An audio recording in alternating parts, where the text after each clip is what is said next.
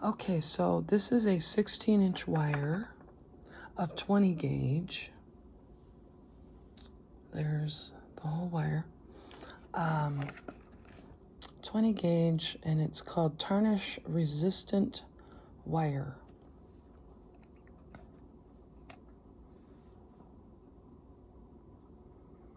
I have this in silver color and copper as well. Okay, so you're going to take your wire and you're going to make the two ends meet so that you can then find the middle of the wire, because this part is going to be your bail, which is what the necklace attaches to for the pendant. Okay, and so you find that middle. It doesn't have to be exact. And you make a loop by crossing the wires and then twisting. But you don't want the loop to be too big, because then it just looks too big. So I'm going to probably take it out of view and make it smaller. I don't know. Let's see.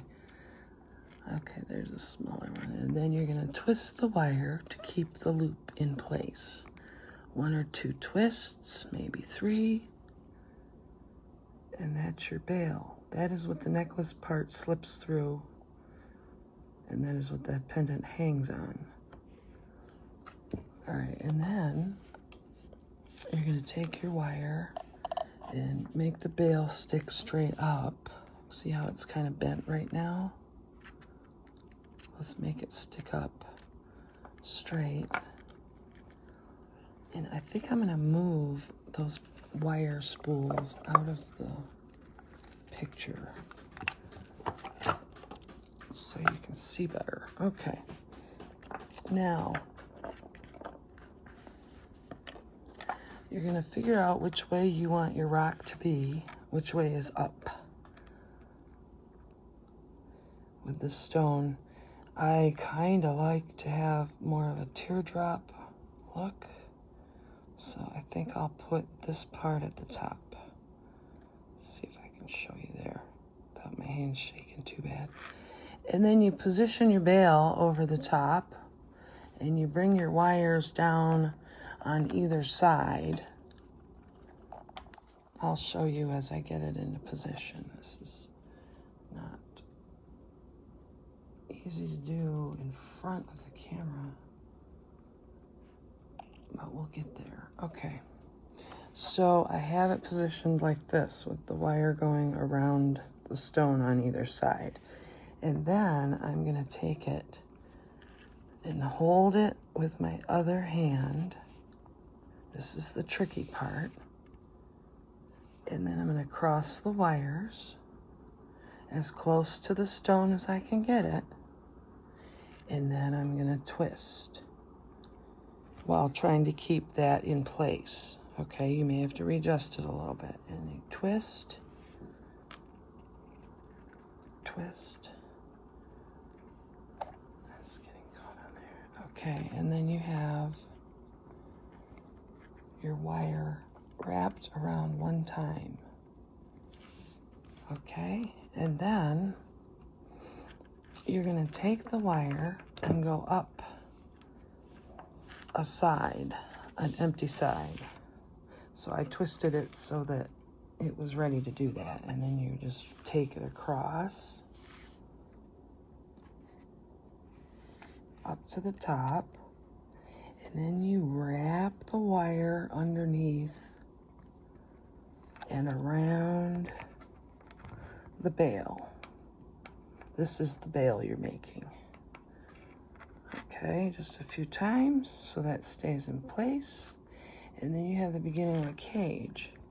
And then you take your nails and you might shift the wire a little bit. And then you take it up the other side. Okay. And you can go under or over, whichever way works. And as you do this, you'll instinctively know which way to go, over or under. Okay, there we go. Okay, now you have a cage, but you have all this extra wire.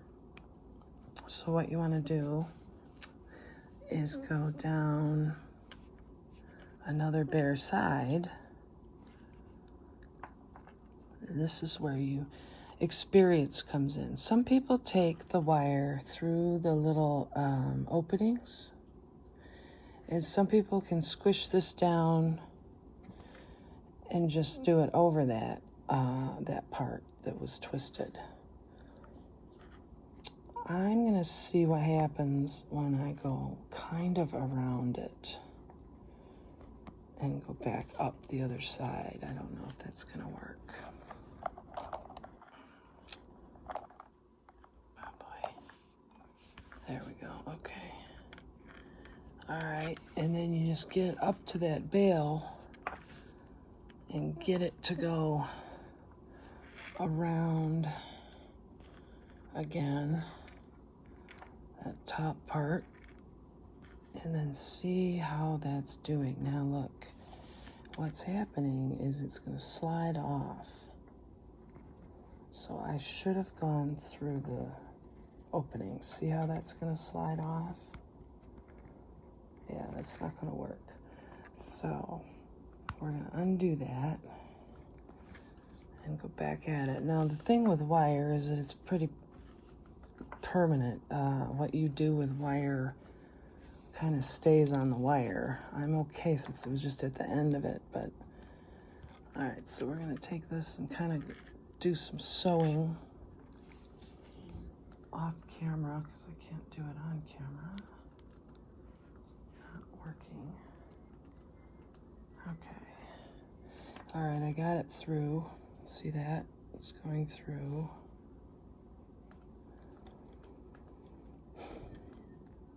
And then you go up the other side.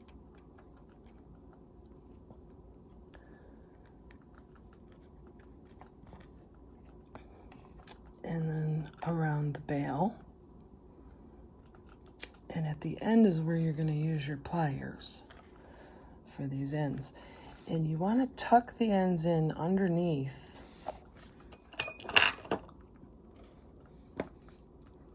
the bail, like in there, between the bail and the stone. So I'm going to actually back this up a bit so I can do that.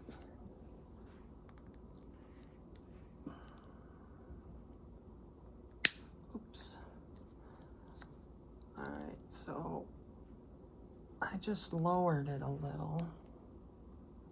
And then I got it in position here.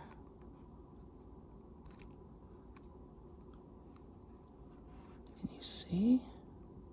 There. All right, and then this has to go underneath all that wire, and it's not letting me grab it. There we go. Whoops.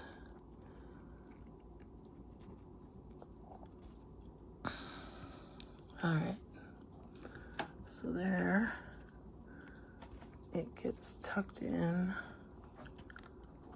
and there's no pokey wire sticking out. No, Chloe, go on. All right, so then you have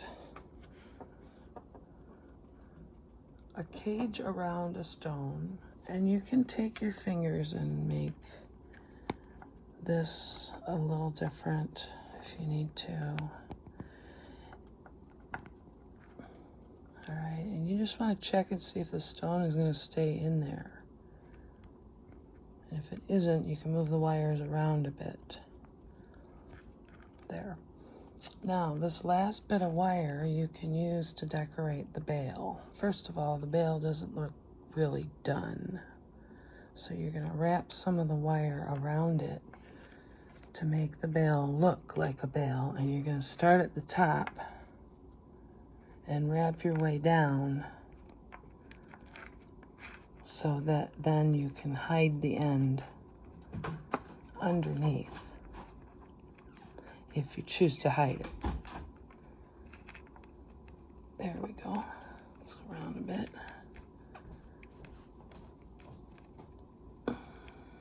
See how that looks a little more together? All right, then you have that ending. And what we do with the round nose pliers is make little springy things. Or you can cut it off and tuck the tail in under there. But let's make a springy thing. You put it in the round nose plier, like so.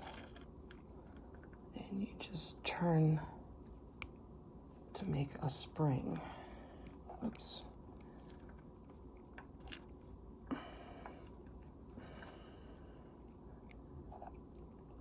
It's kind of different doing it on camera there. Okay, and then you can push it down a little bit. And there you have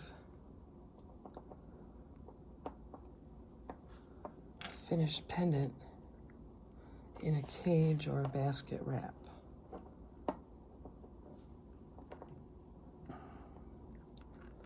There's the bottom. All right, thank you for joining me. This was my very first teaching video, so I apologize for the dead spots, I guess I would call them.